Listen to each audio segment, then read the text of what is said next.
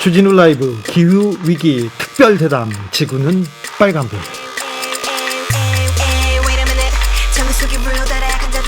지구가 뜨거워지고 있습니다. 열이 나는 것 같습니다. 아픈 것 같아요. 분명 아파요. 북극은 펄펄 끓고 있고요. 브라질엔 눈이 펑펑 온다네요. 폭염, 대홍수, 산불, 폭설, 지구가 아프다고 자꾸 신호를 보냅니다. 지구온난화로 인한, 아니죠, 기후재난으로 다가왔습니다. 뜨거워지는 지구 식힐 방법 어디에서 찾아야 될까요? 두 분과 함께 고민해 보겠습니다. 부경대 환경대기과학과 김백민 교수, 안녕하세요. 안녕하십니까. 정상훈 그린피스 기후에너지 캠페이너, 어서 오세요. 네, 반갑습니다. 네, 반갑습니다. 지구가 아픈 것 같습니다. 이제 기후위기, 온난화 이런 얘기가 아니라 재난 상황이 온 것 같습니다. 교수님. 네. 올여름 좀 이상합니다. 우리나라만 봐도. 네. 갑자기 국지성 호우가 내리다가 갑자기 뚝 끊치고 네. 폭염이 계속되는 거 보면 좀 이상 징후를 보내는 것 같습니다. 마치 열대 지역으로 변한 것처럼. 네. 기후가 굉장히 이상하죠. 네. 네. 제가 요즘 일반인들에게 이걸 되게 복잡하게 설명하기 힘들어가지고 딱 한마디로 이렇게 지금 상황을 말씀드리는데요. 네. 대기 순환 장치가 고장이 났다. 고장 났습니다. 그런 식으로 제가 좀 표현을 합니다. 그러니까 우리 사람들이 보통 지구온난화 그러면 지구가 그냥 단순히 뜨거워진다라고 생각을 하잖아요. 네, 막 뜨거워질 때도 네. 있고 시원해질 때도 있지, 이렇게 생각하는 사람도 많습니다. 아, 네네. 근데 어쨌든 간에 지금 일어나고 있는 이 이상 기후 현상들은 단순히 지구가 뜨거워진다라고 생각하기에는 좀 이상한 점이 되게 많습니다. 네. 홍수라든지 한파라든지 좀 약간 온도가 차가워지는 것 같은 그런 현상들도 많이 나타나잖아요. 예. 그래서 그게 이제 지구가 뜨거워지다 보니까 우리 지구 어떤 순환을 조절하는 제트 기류가 네. 이제 고장이 나고 있는 거죠. 네. 순환이 점점 느려져가지고 폭염이라든지 한파라든지 이런 것들이 제트 기류가 굉장히 출렁거리다가 한 지역에 이렇게 굉장히 큰 피해를 주는 그런 현상들이 도처에서 일어나고 있습니다. 인체에서도 순환 기능을 하는 장기가 고장나면 이거 큰 걱정인데요. 네. 그린피스에서는 지금까지 계속해서 경고해 왔습니다. 네, 그렇죠. 기후 변화 양상 어떻게 보십니까? 교수님께서 이미 일단은 어떤 메커니즘인지 좀 설명을 잘 해주신 것 같고요. 예. 사실 저는 좀 감정적으로 너무 좀 안타까운 그런 상황이다, 그렇게 좀 생각이 많이 들고 있습니다. 과거부터 저희가 계속해서 경고를 하고 대처를 해야 한다고 얘기를 했었고요. 저희는 이제 서울 사무소가 시작을 했을 때는 2011년이었어요. 예. 그때부터 계속해서 이제 기후위기 캠페인을 또 한국에서도 진행을 해왔는데, 네. 지금 이 상황을 보면 결국에는 이제 기후위기가 너무나 많이 진척이 됐구나. 실질적으로 기후위기는 이미 발생을 하고 있는 것이다. 과거에는 기후위기가 앞으로 일어날 것이니까 그것을 막기 위해서 우리가 대처를 해야 한다라고 주로 얘기를 많이 했지만, 지금 중국에서 1000년 만에 대홍수가 왔다라든지, 우리나라도 작년에 역대 최장의 홍수가 있었고, 올해 지금 35도를 그냥 넘어가는 날이 그렇게 많아요. 네, 맞죠. 이거는 이제 계속해서 지구 온난화가 되면서 계속 뜨거워지는 그런 현상들이 나타나고 있는 건데, 지금 올해에도 이렇게 지금 이상 기후 현상들이 나타나고 있는 것은 결국은 기후 위기가 진척이 되었다. 사실 탄소가 배출이 되면 한 20년 후에 이게 점점 따뜻해지게 만드는 거거든요. 주전자를 데피는 것처럼. 그래서 우리가 과거에 산업화를 하면서 우리가 배출했던 탄소가 결국에는 지금 영향을 미치는 그런 상황에 온 것이고요. 그렇기 때문에 지금 당장이라도 이 기후위기에 적극적으로 대처를 하지 않으면 앞으로 더 심한 그런 상황이 올 수가 있을 것 같다. 그래서 정말 걱정이 되는 그런 상황입니다. 기후변화에 관한 협의체, 정부 간 협의체입니다. 그래서 이대로 가다간 2100년도에는 지구 평균 온도가 3도 정도 오를 거라고 하는데, 네. 3도, 지금 30도에서 3도 오르면 33도 좀 버티지, 이게 아니라고 합니다. 네. 지구 평균 온도가 1도 올라가면 어떤 변화가 발생합니까, 교수님? 네, 우리가 여기서 1도가 올라간다라는 말은 우리가 쉽게 생각해서 사람 인체 체온하고 비슷합니다. 지구의 어떤 체온이 36.5도에서 이제 37.5도가 되면 뭔가 이제 좀 위험하다는 사인을 보내기 시작하죠.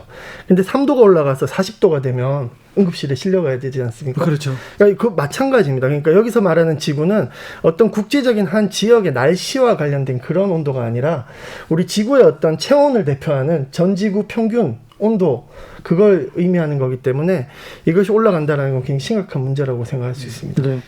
영구 동토층이 녹아가고 있다. 이게 심각하다 얘기하는데 네. 이건 어떻게 받아들여야 됩니까? 그린피스에서 배를 타고 영구 동토층 계속 다니고 있으니까 자세하게 설명해 주실 거라고. 동토층은 배를 타고 다닐 수는 없죠. 왜냐하면 그렇죠. 그건 땅이기 때문에요. 그 옆에까지. 예, 그 옆에 저희들이 이제 북극 탐사선이 있고 예. 그렇게 해서 이제 북극을 많이 관찰을 하는데 영구 동토층이 지금 이렇게 녹고 있는 건 정말 심각한 문제고요. 왜냐하면 지금 북반구 같은 경우에 러시아나 뭐 캐나다가 영구 동토층이 많이 있는데 여기에서 이제 영구 동토층에서 온도가 상승하면서 녹아버리면 여기에 있는 이제 뭐 사체라든지 동물 사체는 옛날에 그냥 잘 보존됐던 것들이 서서히 이제 썩기 시작하는 거죠. 썩기 시작하면 어떻게 되냐? 결국에는 뭐 이산화탄소라든지 메탄이라든지 이런 것들이 막 방출되게 되는데 특히 메탄이 좀 문제죠. 메탄 같은 경우에 이산화탄소보다도 훨씬 더 지구 가열화를 시키는 게 더 이제 심하게 나타나고 있기 때문에 이게 계속 녹게 되면 점점 더 이제 녹아지는 양상이 점점 더 빨라지게 되고 그러면 메탄이 더 많이 배출되는 문제가 발생하고요. 또 다른 한 가지는 뭐 기후 위기와는 조금 결을 달리하긴 하지만 그래도 이 안에 이제 바이러스라든지 이런 것들이 이제 배출되는 문제가 발생을 합니다. 옛날에 이제 과거에 이 러시아에서 이 지역의 순록들이 대거 이제 떼죽음을 당하는 그런 사건이 있었어요. 그런데 이거를 과학자들이 조사를 해보니까 탄저균에 의해서 이제 죽었다는 건데 거기에는 그 이전에 한 수십 년 전에도 이 탄저균으로 죽었던 순록이 붙였던 장소였던 거죠. 그래서 이 죽었던 바이러스들이 사실은 다시 되살아나는구나. 이런 것들을 보면서 기후 위기로 인해서 이 단순히 이제 메탄이 나오는 것도 크다는 문제고 그리고 과거에 있었던 바이러스들까지 나오게 되는 엄청난 문제점이 영구 동토층이 녹아내리면서 생기는 문제다. 그렇게 얘기를 할 수가 있습니다. 코로나와 기후 위기와 이렇게 연관성, 상관성을 찾을 수도 있을까요? 네, 일단 코로나가 발생한 원인에 있어서 기후 위기가 또 어떤 원인 제공자 역할을 하기도 했었고요. 왜냐하면 산림 면적이 점점 줄어들고 네. 이제 동물로부터 이렇게 비롯되는 그런 전염병이니까요. 점점 밀접한 사람이 그런 어떤 인수 감염의 환경이 점점 기후 변화로 인해서 늘어나고 있고요. 또 반대로 코로나가 이제 기후를 또 영향을 주고 있죠. 네. 그러니까 코로나로 인해서 우리가 좀 생각해 봐야 될 게 뭐냐면 사람들이 에너지를 많이 안 쓰고 해서 우리가 탄소 배출을 많이 감소했다 이렇게 생각하고 있지만 상당히 그 코로나로 인해서 우리가 아직까지도 탄소 배출 정도는 한 7% 정도 일시적으로 7% 정도 감소시킬 뿐이어서 다시 늘고 있죠. 또. 네, 또 다시 늘고 있어서 이제 코로나가 우리 인류에게 주는 메시지는 심각한 탄소 중독의 어떤 그 단면을 또 우리에게 보여주고 있다고 말할 수 있습니다. 위기다, 심각하다, 이제 늦는다 이렇게 얘기를 하는데 실제적으로 이렇게 기후 위기에 대한 체감을 못하는 사람들이 많습니다. 그런데 빌 게이츠는 기후재앙 막지 못하면 지구가 내전과 혼란에 휩싸일 거라고, 희생자 속출할 거라고 이렇게 예언하고 있습니다. 근데 사실 그거는 뭐 좀 잘못된 말인 것 같고요. 잘못됐어요? 사실은 이미 일어나고 있습니다. 이미 일어나고 있는 거고요. 뭐 가장 큰 예로 우리가 흔히 얘기를 많이 하는 게 시리아 내전을 얘기를 많이 하죠. 시리아 내전이 이제 2011년 그때부터 이제 지금까지 계속 네네. 이어져 오고 있는데, 그러니까 시리아가 이제 2007년부터 2010년까지 해서 가뭄이 엄청 심하게 들었습니다. 이제 예. 기후 위기에 영향이 있었던 거죠. 네. 그런데 2010년에 또 러시아에서 흉작이 있었어요. 예. 엄청난 가뭄 때문에. 그러면서 국제적으로 밀 가격이 폭등하게 되고, 물론 이제 시리아 내전에 내부적인 요인이 있지만 그런 이제 식량 문제가 겹치면서 이런 이제 전쟁 상황까지 오게 됐다는 이제 분석들이 과학자들 사이에서 있고요. 그런데 결론적으로 이런 것들이 과거에도 그랬는데 앞으로 기후위기가 더 심해지면 전 세계적으로 이러한 사태들이 더 많이 늘어날 수 있기 때문에 심각한 문제가 생기는 거죠. 사실 어떤 이들은 이런 얘기도 합니다.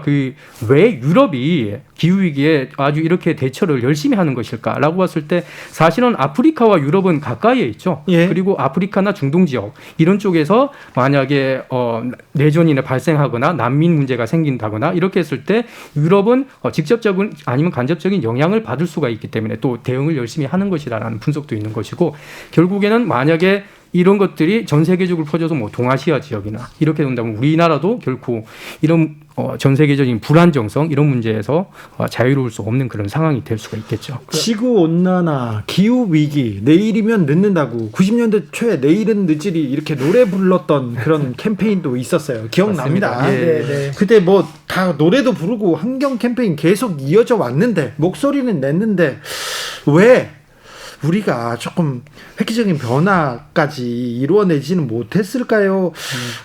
세계가 그리고 우리 정부 획기적인 정책 변화는 왜 보이지 않는 걸까요? 네, 일단은 기본적으로 먹고 살기가 팍팍해서 네. 사실 지구온난화 1도씩 증가하는 게 기후변화라는 게 원래는 서서히 일어나는 것들이거든요. 네. 최근에 이제 기후위기라는 실체로서 우리가 다가오기 때문에 지금 경각심을 가지는 거지만 어떻게 보면은 우리가 일상에서 가지고 있는 여러 가지 사회 문제라든지 고민들에 비해서 진행 속도가 느리기 때문에 우리가 보통 기후위기 할 때 주로 어떤 표현을 쓰냐면 펄펄 이제 물이 끓어오르기 시작하는 그런 네. 물 속에 있는 개구리에 많이 비유합니다. 네. 뭐 점점 이렇게 뜨거울 온도가 뭐 30도, 40도, 50도 이렇게 증가하지만 자꾸 거기서 적응해 가면서 이게 별다른 변화가 없죠. 별다른 변화가 없다고 느낄 수 있잖아요. 네. 근데 그 결말은 결국에는 그렇죠. 펄펄 끓는 물에서 죽음을 맞이하게 되겠죠. 지금 네. 펄펄 끓어가고 있습니까? 네, 이제 지금 이제 시작이 된 기후 위기의 실체들이 우리 주변에서 이렇게 가시화되고 있는 상황이죠. 이게 돈 때문인데요. 이 돈을 벌기 위해서 이 탄소, 이 환경, 에너지 이런 건 조금 뒷전인데 좀 한국 기업들은 이 기후 위기에 얼마나 대응하고 노력하고 있습니까?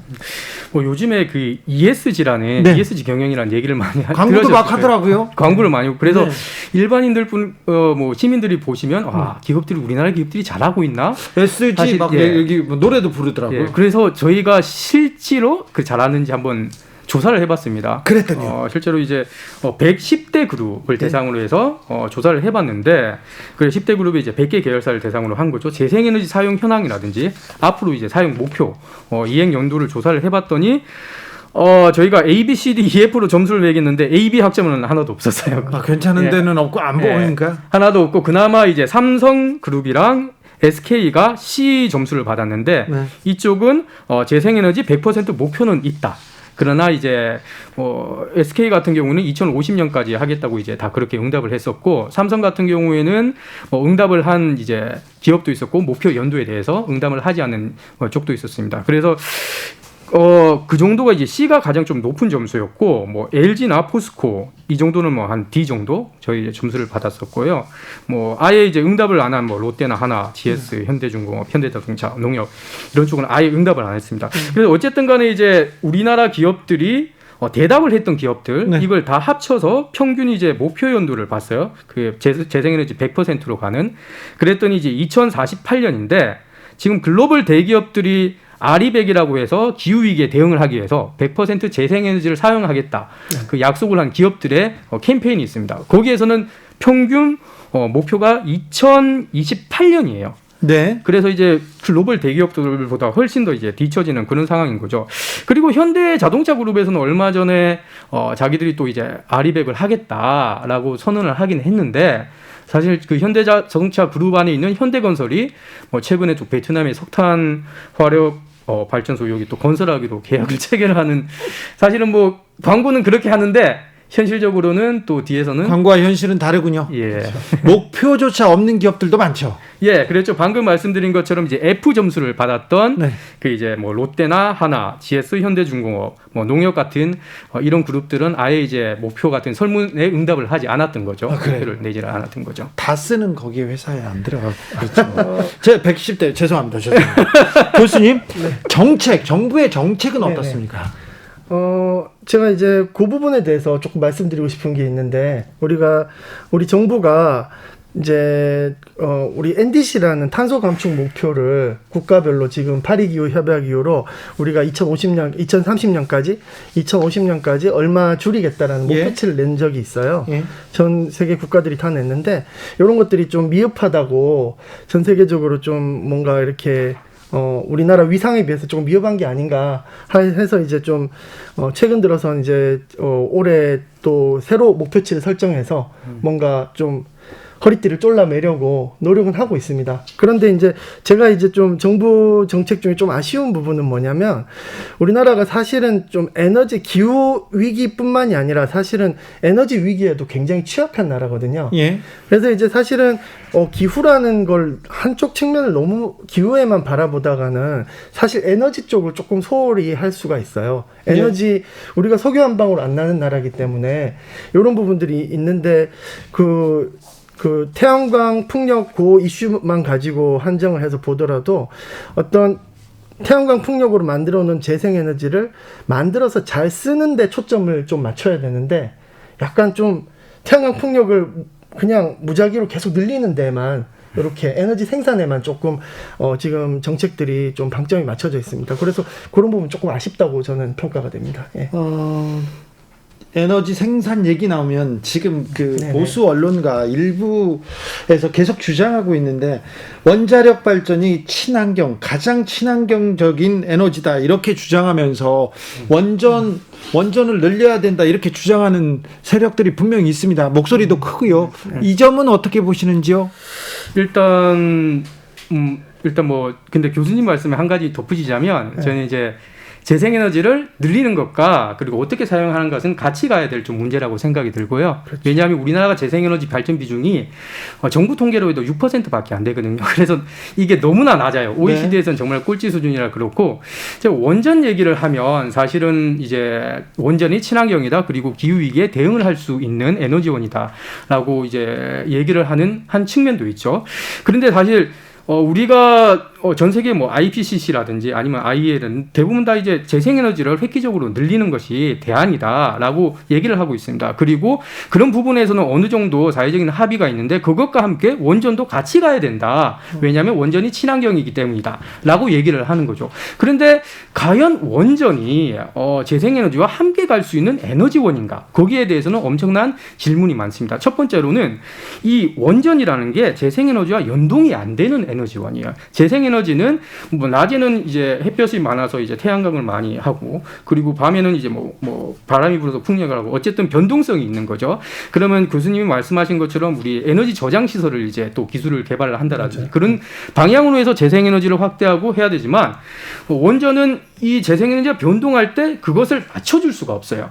왜냐하면 예를 들어서 이제 태양광이 좀 적다. 그러면 다른 에너지원을 뭐 들어와줘야 되는데 이게 원전 같은 경우에는 이 출력 조절을 할 수가 없어요. 원전은 출력 조절을. 그렇기 때문에 재생에너지와 같이 갈 수 있는 연동이 되는 에너지가 아닌 거고 뭐 후쿠시마 사태를 보듯이 이게 안정성 문제는 있는 거죠. 그런데 기후위기가 심해지면 해변 지역에 태풍이라든지 해일이라든지 그런 것들이 더욱더 이제 심해지고 해수면이 상승이 되면서요. 그렇기 때문에 기후위기에 더욱더 취약한 에너지원이 원전이라는 거죠. 그리고 사실 그렇다면 좀 현실적으로 얘기를 해보죠. 지금 원전이 우리 에너지 발전 비중에서 2020년 지난해 차지했던 비중이 29%, 30% 정도입니다. 그리고 나머지 석탄이랑 가스 이게 이제 한 60% 정도인데 그러면 이거 석탄이나 가스를 친환경적인 원전이다 그렇게 말을 하면서 대체를 한다. 그러면 지금 한 원전이 우리나라에서 24기 정도가 있는데 한 70기 적어도 이렇게 만들어야 돼요. 실질적으로 그게 정책적으로 과연 실현 가능할 것일까?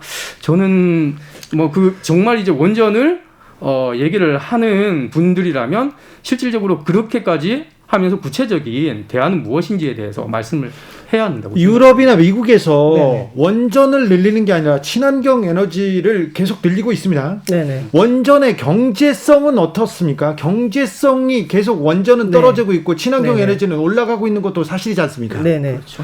원전은 기본적으로 뭐 굉장히 어떻게 평가하느냐에 따라서 원전의 경제성이 굉장히 다르게 평가되는데요.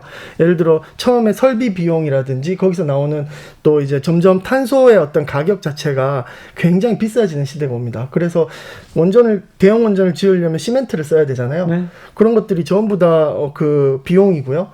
또 이제 원전을 이제 나중에 결국에는 폐기 처분해야 되는데 그런데도 굉장히 많은 그 이후에 비용도 많이 들죠. 그래서 사실은 구형 원전 같은 경우에 그것을 뭐 새로 더 짓자거나 하는 그런 어떤 것은 지금 방금 정상훈 연구원님께서 말씀하신 것처럼 네. 조금 시대에 조금 뒤처지는 부분이 있습니다. 그러나 이제 문제는 원전 분야에서 그런 그 어떤 약점들을 극복하기 위해서 또 새로운 어떤 기술들이 많이 개발되고 있어서 그런 부분들도 좀 짚어봐야 된다고 생각합니다. 네. 원전 의존도가 우리나라는 높은 편이죠. 네, 지금으로서는 굉장히 한 30% 정도. 예, 방금 말씀 그죠? 네. 작년에 발전 비중 29%예요. 네, 재생에너지 효율을 좀 계속 높여야 될 텐데요. 그리고 원전 비중은 조금 낮춰가야 될 텐데 지금 유럽연합과 우리나라가 탄소 국경세에 대한 논의를 시작했다고 합니다. 이미 탄소를 줄이지 않으면 이 문제 때문에 수출할 때 수입할 때 세금 관계가 이제 복잡하게 이렇게 연동되기 시작했습니다. 네, 네. 그렇죠. 이 부분에 대해서 우리 정부는 기업은 어떻게 준비하고 있습니까? 사실 이제 탄소 국경세를 얼마 전에 이제 세부안을 유럽 연합에서 이제 발표를 했었죠. 네. 그러면서 한 번 더 이제 그 부분이 주목이 됐었는데 우리나라 같은 경우에는 그래서 이제 이런 주장을 했습니다. 우리나라도 탄소 배출권 거래 제도를 EU와 같이 이제 시행을 하고 있으니까 제외를 해달라, 면제를 해달라. 뭐 그렇게 얘기를 했는데 사실 우리나라에서 시행하고 있는 탄소 배출권 거래 제도 같은 경우는 문제가 많아요. 쉽게 얘기해서 그냥 공짜로 많이 나눠줍니다. 그러니까 우리나라는 2018년까지 해서 계속 이제 탄소 배출이 늘어났죠. 근데 탄소 배출권 거래 제도는 2015년도에 부터 시작을 했는데 계속 이제 탄소 배출권 거래 제도를 시행하고도 늘어난 것은 결국에는 이제 공짜로 많이 나눠줘서 그런 거고 이유가 여기 면제를 해주겠다는 것도 우리나라처럼 뭔가 이제 탄소 가격에 대한 메커니즘이 있으면 이제 면제를 해주겠다는 건데 사실은 그런 메커니즘이 제대로 작동하지 못하는 그런 상황인 거고요.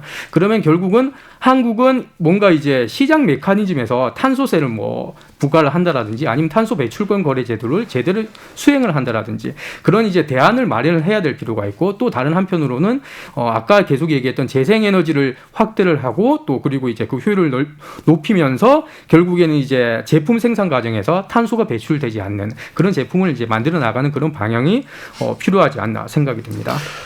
교수님, 네. 우리는 결국 답을 찾겠죠? 네네. 네. 얼마 전에 펴내신 책 제목이 우리는 결국 네. 지구를 위한 답을 찾을 것이다인데 네네.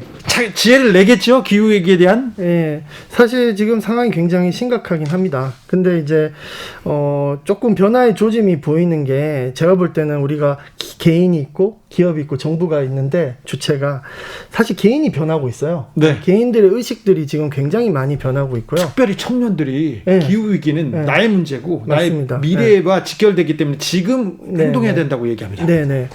그래서 어떤 기후위기의 어떤 실체를 제대로 바라보고 거기에 대응하려고 하는 개인들의 그 마인드는 굉장히 충만한 상태인데 예. 문제는 이제 아까 그 기업의 어떤 ESG 경영에 대한 인식 부족이라든지 네. 기업은 돈만 또 그러니까요. 예. 그리고 정부가 사실은 여러 가지 입장차들이 다 있습니다. 각국마다. 네. 그런 부분들에 대해서 사실 기후위기를 알면서도 지금 조금 제대로 대처하지 못하는 그런 부분들도 분명히 있습니다. 근데 어쨌든 사실 앞으로 20-30년 정도는 물론 2030년이 되면 이미 세상이 많이 바뀌어 있을 거라고 생각들을 많이 합니다. 앞으로는 이제 기후와 에너지가 뭔가 어떤 시대의 화두가 되는 시대가 이제 되었거든요. 그래서 이제 사실은 돈도 기후와 에너지 쪽으로 많이 몰릴 거라고 보고요.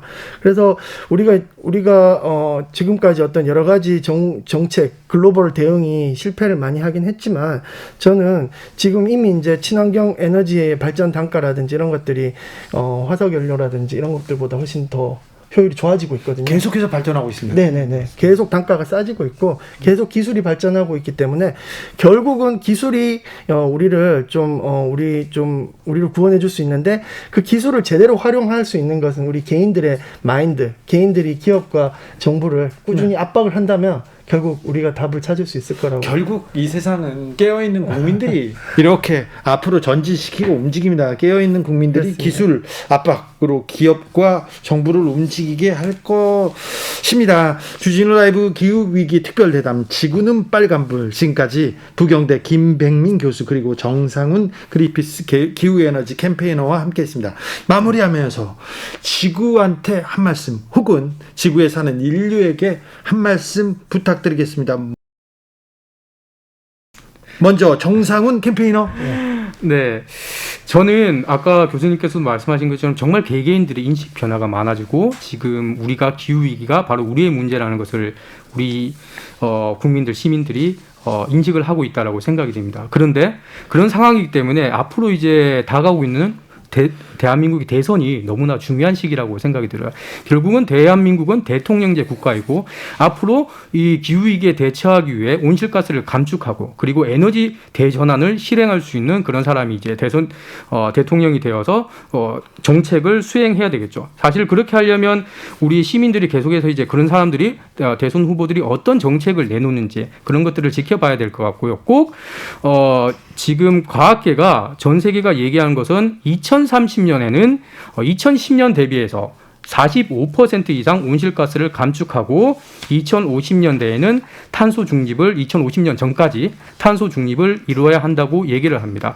이 부분을 꼭 이제 우리 현 정부라든지 아니면 대선 후보들이 좀 명심을 해줬으면 좋을 것 같고요. 우리 시민들도 함께 노력했으면 좋겠습니다. 김백민 교수님. 네네. 제가 어떤 그 대중 강연을 해보면 개인들이 가지고 있는 고민들이 있습니다. 정말 기후 위기에 대한 의식이 확고하고 세상이 바뀌어야 된다는 의식을 확고하게 가지고 있는 개인들이 점점 많아지고 있는 건 사실인데 과연 내 혼자 바뀌어서 뭘 할 것인가 이런 질문을 저한테 던지시는 분들이 많습니다. 바로 여기에 정부에서 해야 될 일이 있습니다. 정부는 어떤 기후 위기를 대응하면서 개인이 스스로 에너지를 생산을 하고 기후 위기에 대응의 주체가 될 수 있도록 판을 좀 깔아줘야 됩니다. 하나의 예만 제가 오늘 들으면서 마치겠는데요. 얼마 전에 조선일보에서 이제 태양광 발전 하고 이제 조금 잘못된 정보를 가지고 태양광 하면서 산림훼손만 한다 이렇게 얘기하는 보도 많이 논란이 나왔어요. 있었습니다. 근데 이제 알고 봤더니만 우리가 이제 개인들이 그 태양광 발전하는 부분이 전력 피크 때 굉장한 기여를 하고 있어가지고 그래요? 폭염에 있어서 우리가 큰 어떤 도움을 받았다라는 부분이 있었습니다. 근데 이제 여기서 우리 한 가지 짚고 넘어가야 될 부분은 조선일보가 잘했다 안 했다 이런 거를 떠나서 기본적으로 정부가 개인이 생산하고 있는 태양광 에너지의 양조차 제대로 판단하고 있지 못하고 있다라는 건 정말 큰 문제라고 생각합니다. 그런 부분들을 우리 정부가 반드시 좀 짚고 넘어가서 개인이 좀 더 기여를 할 수 있도록 에너지 전환 시대의 어떤 판을 좀 잘 깔아주시기를 간곡히 부탁드립니다. 네. 오늘 말씀 감사합니다. 김백민 교수님, 정상훈 캠페이너 감사합니다. 네, 감사합니다. 주진우 라이브 마칠 시간입니다. 돌발 퀴즈 정답은 듀스였습니다. 듀스. 햄버거 쿠폰 챙겨가세요. 게시판에 올려놓을게요. 듀스. 여름 안에서 들으면서 저는 여기서 인사드립니다. 내일 오후 5시 5분에 돌아오겠습니다. 지금까지 주진우였습니다.